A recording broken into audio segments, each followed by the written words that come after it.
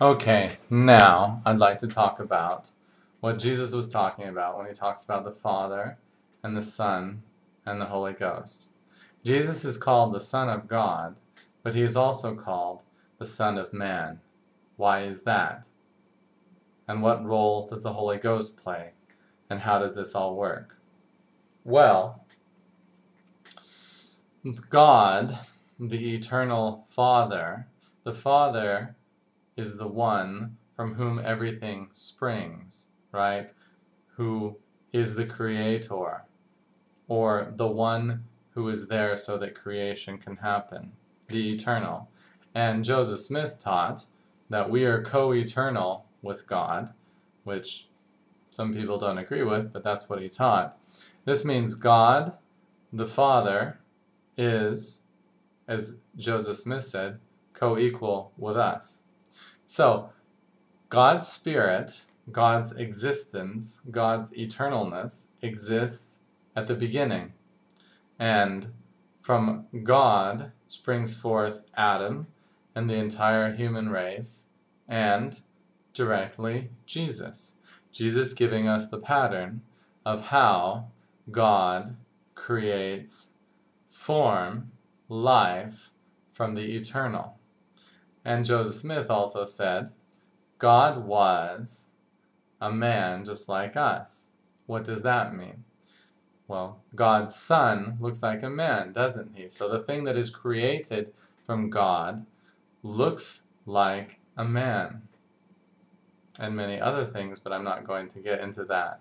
So, why is Jesus called the Son of Man? Man is a progression stage of God. God is not complete or developed unless it, he, she goes through the stage of man. Man meaning male and female, man and woman, humankind. So, as God goes through this stage of man or woman, then he reaches the pinnacle, which is called Jesus, or Jesus was an example of this pinnacle. So, the Son is something that stems from another pre-existing thing, just as a son comes from a father. So Jesus is the Son of God, and he's also the Son of Man, because man is a process which has the developmental pinnacle of Jesus. So after man exists long enough, deep enough, learns what it needs to, as Joseph Smith said, on a ladder, going up and up, going different levels, showing Joseph Smith believed in reincarnation. Jesus also believed in reincarnation, because people would ask Jesus, so who sinned? Well, obviously the people at the time believed in reincarnation, because they said, who sinned, this man or his parents, that he was born blind? So if he was born blind, he would have had to sin before he came to the planet, right?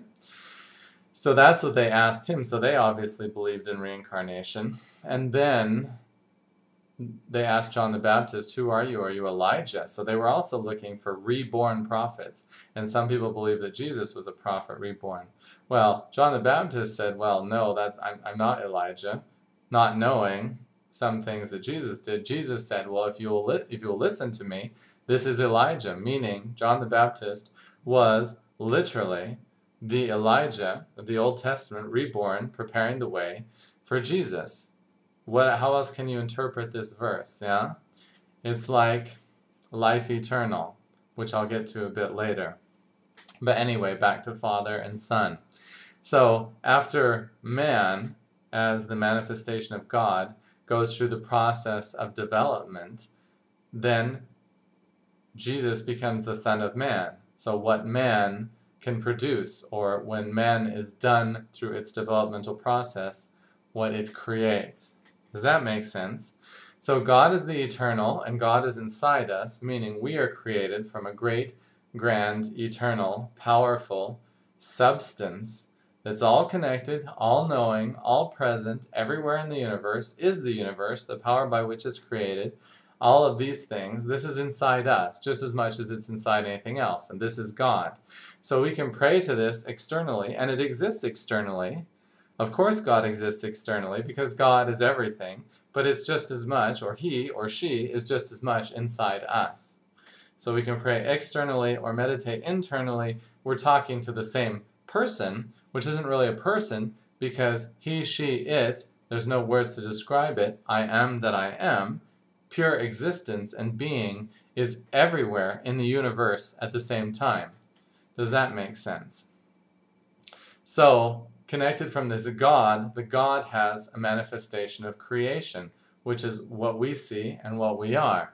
At some level of the creation, God gets to us, and then when you reach the highest level of that creation, you have a Jesus who is self-aware, enlightened, complete, knows who he is as being, right?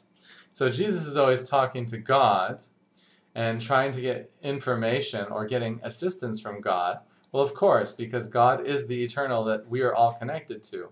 But the problem is we get born on this planet and we get filters between us and God, meaning between our original nature of indivisible existentiality that exists everywhere and the rest of the universe. So we believe that we're alone. We believe that we're just floating around and there's a God somewhere, instead of feeling the unity of God, which can happen when we drop that veil of unbelief, which our body represents and holds in place. If it didn't, we wouldn't be able to make experiences here as human beings. If we still felt and knew everything without this veil of the body holding in a part of that universal consciousness, which part of this universal consciousness of God is focused by means of a spirit into the body, which holds this manifestation. A man is a manifestation of God in this particular time, in this particular structure. So as Jesus connects to the will of the Father, he's connecting to the great, glorious, grand, planned out, knows all, sees all, universal, omnipotent energy that is God, and gets his marching orders, and then does this thing, and then he says things to Stephen like, if you still don't believe, if you've seen me, you've seen the Father. Meaning, the creative principle which created me is inside me, just like it's inside you, Stephen, but he didn't go that far to explain that because Stephen would have really had his mind blown then. But the creative principle is outside, and it's inside you, and it's inside me, and if you've seen me, you've seen the Father, this principle, and now that I've reached the highest level, as one of the man, or mankind, better said, then he can move on to his further throne and dominion and continue eternal progression. So what is the Holy Ghost? The Holy Ghost is the bridge between the eternal and the form which you have at the moment, the manifested form which will pass. And the Holy Ghost is the frequency that you can tune into with your body, which is your, let's say your although it's photon focusing energetic structure to any energy in the universe, if you so choose, if you have faith, right?